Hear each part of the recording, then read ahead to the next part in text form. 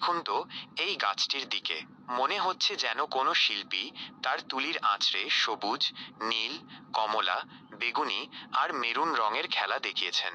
বিশ্বাস করতে কষ্ট হয়, তাই না? কিন্তু এটাই সত্যি। এই গাছটির নামই হলো রংধনু ইউক্যালিপটাস। এই চমৎকার গাছটির আদি নিবাস মূলত পাপুয়া নিউ গিনি, ইন্দোনেশিয়া এবং ফিলিপাইনের কিছু অংশে। তবে সৌন্দর্য আর দ্রুত বর্ধনশীলতার কারণে এখন বিশ্বের অনেক উষ্ণ অঞ্চলেই এর দেখা মেলে। আপনারা হয়তো ভাবছেন, কেন এই গাছের বাকল এত রঙিন হয়? আসলে এর রহস্য লুকিয়ে আছে বাকলের বিভিন্ন স্তরে।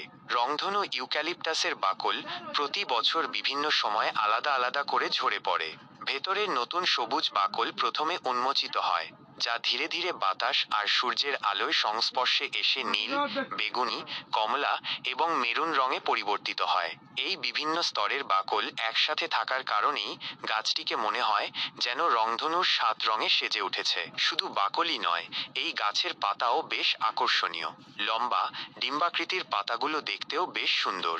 আর ফুল, যদিও রংধনু ইউক্যালিপটাসে খুব নিয়মিত ফুল ফোটে না, ফুটলে তা দেখতে হয় অসাধারণ। ছোট ছোট সাদা বা হালকা হলুদ রঙের ফুলগুলো থোকায় থোকায় ঝুলে থাকে। তবে শুধু সৌন্দর্যই নয়, রংধনু ইউক্যালিপটাস অর্থনৈতিকভাবেও গুরুত্বপূর্ণ।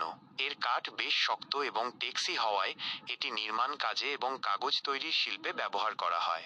বাংলাদেশেও কিছু কিছু স্থানে এই চমৎকার গাছটি দেখা যায়। বিভিন্ন পার্ক ও উদ্যানে এর সৌন্দর্য উপভোগ করার সুযোগ রয়েছে। যারা প্রকৃতি ভালোবাসেন তাদের জন্য রংধনু ইউক্যালিপটাস সত্যিই এক অসাধারণ অভিজ্ঞতা। তো দর্শক, প্রকৃতির এই অপরূপ সৃষ্টি রংধনু ইউক্যালিপটাস সম্পর্কে জেনে আপনাদের কেমন লাগলো? আশা করি ভালো লেগেছে। এমন আরো আকর্ষণীয় বিষয় নিয়ে আমরা খুব শীঘ্রই ফিরে আসব। ততক্ষণ পর্যন্ত ভালো থাকুন, সুস্থ থাকুন এবং প্রকৃতির সৌন্দর্য উপভোগ করতে থাকুন।